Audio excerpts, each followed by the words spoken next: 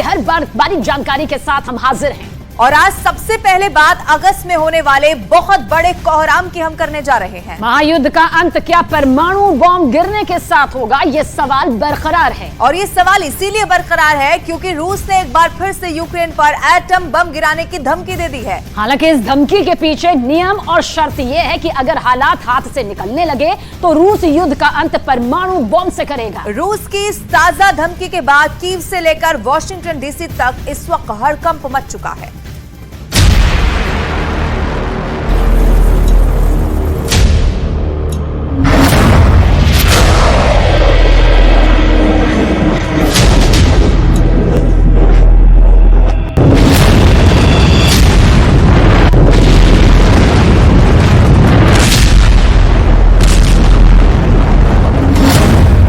Zelensky के counter attack की कामयाबी से हिल गया रूस।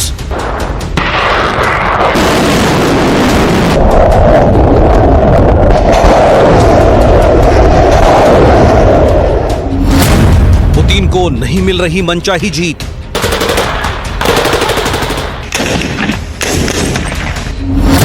रूस करेगा विकल्प नंबर 202 का इस्तेमाल। नहीं माना यूक्रेन तो ज़ेलेंस्की तैयार रहें।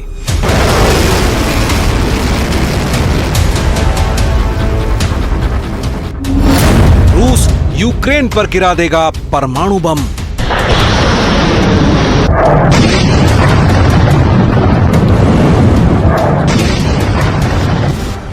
आप कह सकते हैं कि रूस के परमाणु बम गिराने की धमकी अदालतों की तरह हो गई है, जहां सिर्फ तारीख पर तारीख मिलती है।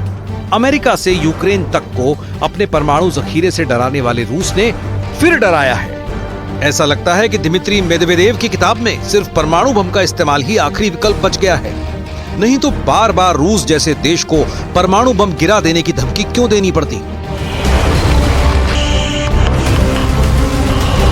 इसकी डिटेल में पड़ताल करेंगे और इसके साथ वर्तमान के उन हालातों की डिटेल भी आपको दिखाएंगे जिसने पुतिन की उंगली परमाणु बम तक पहुंचा दी है।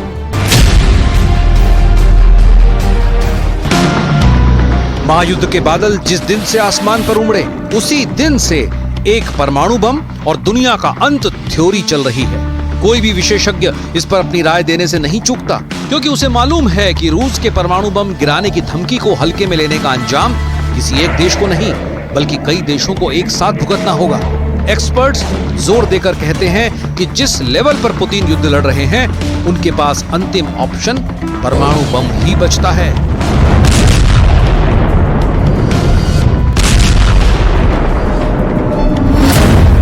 पुतिन मारेंगे परमाणु बम। वजह नंबर 1, यूक्रेन का काउंटर अटैक। कहा गया है कि इसीलिए इतिहास में पहली बार रूस ने अपने परमाणु न्यूक्लियर टैक्टिकल वेपन बेलारूस में तैनात किए हैं। पोलैंड के बॉर्डर पर इसीलिए वैगनर आर्मी एक्टिवेट कर दी गई है। पुतिन परमाणु बम के पहले सारे विकल्पों की तेजी से तलाश कर रहे हैं, जिसमें हमले की रफ्तार बढ़ा देने वाली रणनीति भी शामिल है। पुतिन को ग्राउंड जीरो पर जिस तरह की जीत चाहिए नहीं मिल रही। उल्टे जो यूक्रेन अपनी राजधानी कीव को बचाने के लिए जंग लड़ रहा था, अब ऐलान किया है कि वो रूस के कब्जे वाले क्राइमिया के लिए फाइट करेगा। मतलब ज़ेलेंस्की का होश हाई है और उसका नतीजा युद्ध मैदान में दिख भी रहा है। दिमित्री मेदवेदेव रूस के बहुत ताकतवर नेता हैं, जिनके सिर पर सीधे पुतिन का हाथ है। और दिमित्री मेदवेदेव ही क्यों, खुद पुतिन परमाणु बम की नींद सुला देने की धमकी दे चुके हैं। रूस की नई परमाणु धमकी के पीछे की 5 बड़ी वजहों को यहां समझना बहुत जरूरी है, क्योंकि पुतिन के पास परमाणु बम आज से नहीं दशकों से तैयार रखे हैं। मिसाइल पर बिल्कुल सवार है परमाणु बम। बटन दबाने की देर है और फिर हिरोशिमा नागासाकी की तरह जलता एक और शहर होगा, जिसके लोग तड़प तड़प कर दम तोड़ देंगे।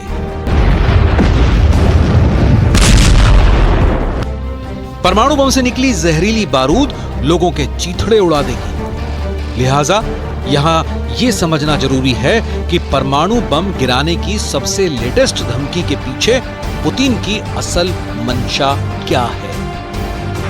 इस वक्त पुतिन की सेना कई मोर्चों पर एक साथ जंग लड़ रही है। मखमूद की जीत के अलावा जिस पर अब फिर से लड़ाई भड़की है। पुतिन की सेना ने किसी तरह की कोई बड़ी जीत दर्ज नहीं की है। मौसम तेजी से बदल रहा है। युद्ध के दिन पहले से लंबे खिंच गए हैं और अब 4 महीने में बरसात आने वाली है। ये बरसात पुतिन के टैंकों का चक्का जाम कर देती है। आपको याद हो तो पिछले साल इसी जैसी बरसात में पुतिन के कई टैंकों ने दम तोड़ दिया था। कहा गया कि कीचड़ में फंसे टैंक को निकालना मुश्किल नहीं, कभी कभी नामुमकिन हो जाता है, और उस पर दुश्मन तेजी से आपकी ओर बढ़ रहा हो तब तो पुतिन की सेना ने खुद ही कई टैंक यूक्रेन में छोड़ दिए। वही बरसात अब फिर आ रही है, लिहाजा पुतिन उसके पहले किसी निर्णायक मोड़ पर खुद को खड़ा देखना चाहते हैं। परमाणु से विनाश की कथाएं इतनी भयानक होती हैं कि सुनकर दिल कांप जाए। सवाल है कि फिर ऐसे विकल्प की ओर पुतिन क्यों जा रहे हैं जिनसे उनका भी भला नहीं होगा, सिर्फ तबाही ही तबाही होगी।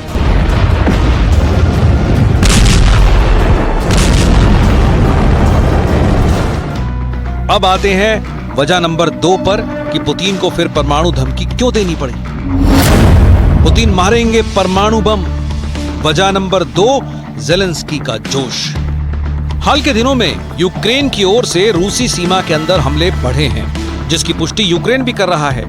जबकि रूसी सेना ने यूक्रेन के कई ठिकानों पर हमले किए और उन्हें कब्जाने की कोशिश की, लेकिन युद्ध का समय बढ़ने के साथ ही उसकी ये कोशिशें नाकाम होने लगी हैं। यूक्रेन ने अपने बड़े इलाके को रूस के कब्जे से आजाद भी कराया है।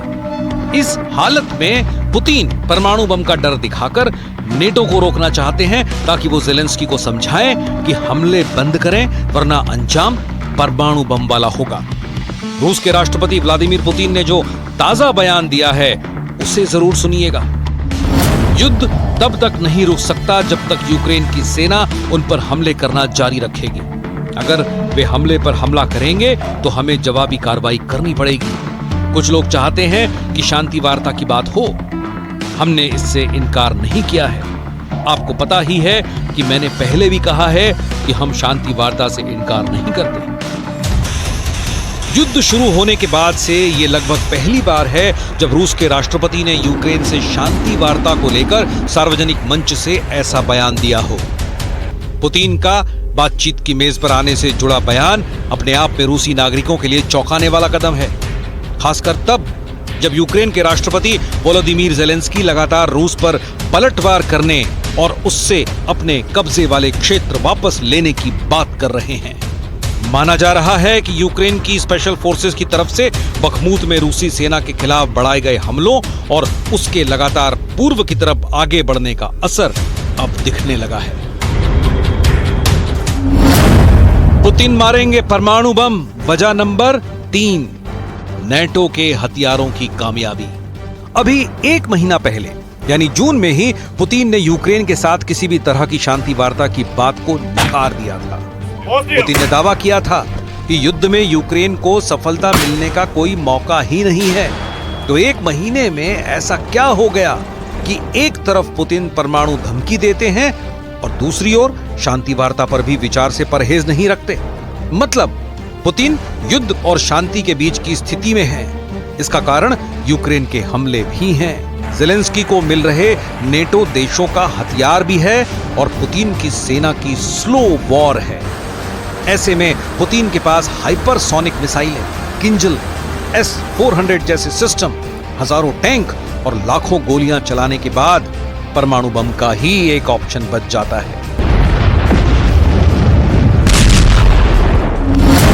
पुतिन मारेंगे परमाणु बम। वजह नंबर 4, वैगनर आर्मी का बिखरना।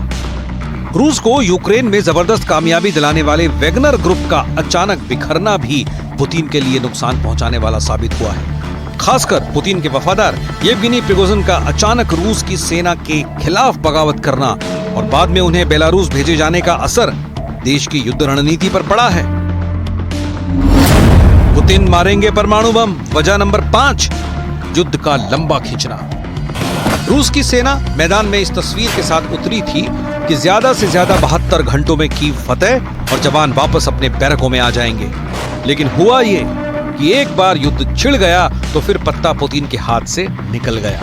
नेटो को पुतिन को मजा चखाने का यूक्रेन युद्ध बहुत बड़े हथियार की तरह दिखा और जेलेंस्की के पास पुतिन को जवाब देने के अलावा कोई विकल्प ही नहीं है। जेलेंस्की को इसमें साथ मिला अमेरिका का और लड़ाई जमीन पर रूस यूक्रेन की दिखती रही, लेकिन असलियत में युद्ध अमेरिका बनाम रूस हो गया। नतीजा है कि 18 महीने होने चले हैं और जंग अब भी फुल ऑन है। कब तक चलेगी ये कह पाना मुश्किल है, क्योंकि अब तो पुतिन ही यूक्रेन पर गोले नहीं दाग रहे, जेलेंस्की भी रूस को निशाना बना रहे हैं। ड्रोन के बाद अब मिसाइलों से भी रूस पर प्रहार हो रहा है।